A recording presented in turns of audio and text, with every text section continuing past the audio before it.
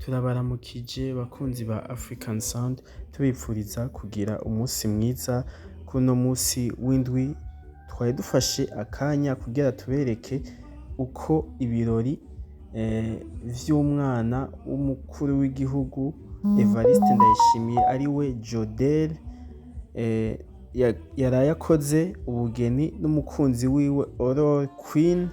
Ibirori bitari bisanzwe, ibirori vyiza ubona ko ari ibirori bisirimutse, ibirori birimwo abakuru bagiye batandukanye, ndetse twashaka tubereke ku masanamu uko vyagenze.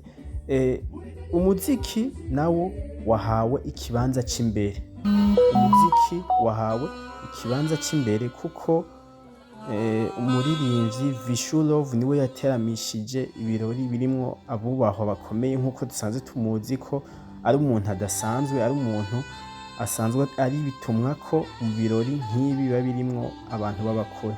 Reka rero dufate akanya twirabire uko ibi birori vyagenze.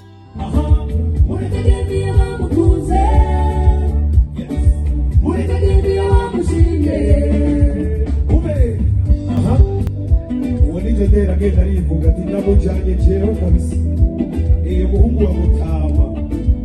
Yes.